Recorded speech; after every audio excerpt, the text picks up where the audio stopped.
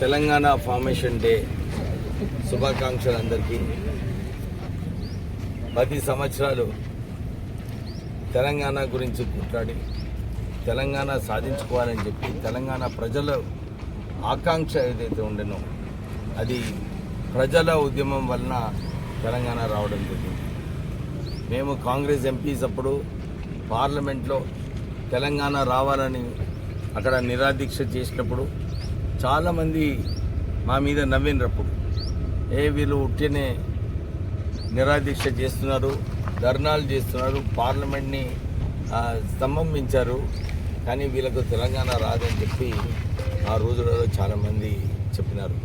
కానీ కాంగ్రెస్ ఎంపీస్ ఆ రోజులలో నిరంతరం ఉద్యమంలో పాల్గొని నిరంతరం పార్లమెంట్లో అందరు పొలిటికల్ పార్టీస్ దగ్గర వాళ్ళకి నచ్చజెప్పి మీరందరూ కూడా సపోర్ట్ చేయాలి.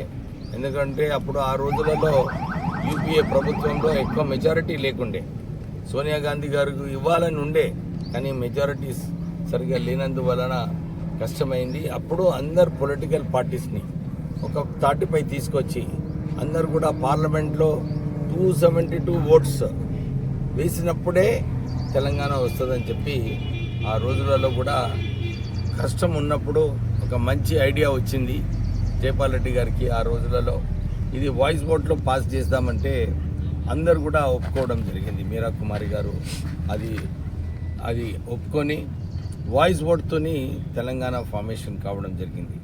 ఈరోజు బీజేపీ వాళ్ళు చాలామంది చెప్తుంటారు, మొన్న సూర్య వారి ఎంపీ కూడా తలుపులు మూసేసి తెలంగాణ తెచ్చుకున్నారండి. తలుపులు ఎప్పుడు కూడా ఓటింగ్ ఉన్నప్పుడు మూసే ఉంటుంది, కానీ అప్పుడు ఆ రోజులలో కూడా అందరు పొలిటికల్ పార్టీస్ తెలంగాణ రావాలని చెప్పి వారు సపోర్ట్ చేయడం జరిగింది. నాకు మంచిగా గుర్తుంది, ఆ రోజులలో ఎవరైతే తెలంగాణ గురించి త్యాగం చేసుకున్నారో మేము అప్పుడు ఆ రోజు సుమారు 300 మందికి ₹1,00,000 కూడా వారికి అప్పుడు ఇవ్వడం జరిగింది. సో ఈ స్ట్రగుల్ ఏదైతే ఉందో తెలంగాణ రావాలని డాక్టర్ బిఆర్ అంబేద్కర్ గారు కాన్స్టిట్యూషన్లో పెట్టినారు. వారు ఆ ముందు ఆలోచనతోని ఈ ప్రొవిజన్ ఏదైతే ఉందో చిన్న రాష్ట్రాలు కూడా కావడం పార్లమెంట్లో బిల్ పెట్టవచ్చు అని చెప్పి ఆ ప్రొవిజన్ వల్లనే ఈరోజు మనకు తెలంగాణ రావడం జరిగింది.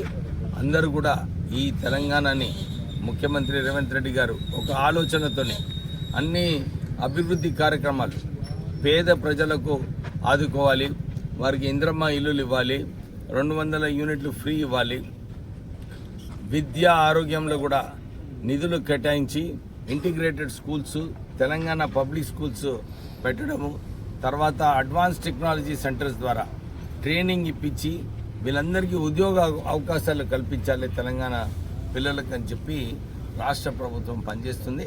సో ఈ దిశలో అందరూ కూడా సహకరించి తెలంగాణని అభివృద్ధి బాటలో తీసుకెళ్ళాలి. ఎందుకంటే 10 సంవత్సరాలు టీఆర్ఎస్ హయాంలో ఈ రాష్ట్రాన్ని అప్పుల రాష్ట్రం చేసేసి నిధులు లేకుండా చేయడం జరిగింది. మన ఉద్యమం ఉండే నిధుల గురించి, కానీ 10 సంవత్సరాలు ఈ సంవత్సరం కూడా మనం చూసినాము.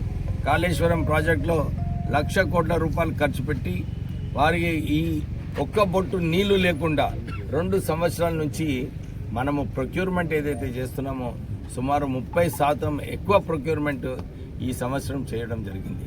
అంటే ₹1,00,000 కోట్ల తెలంగాణ ప్రజల సొమ్ము వృధా కావడం జరిగింది. కేవలము టీఆర్ఎస్ నాయకులు కేసీఆర్ కమిషన్ల కోసము ఈ కాళేశ్వరం ప్రాజెక్ట్ కట్టి రాష్ట్రాన్ని నాశనం చేయడం జరిగింది.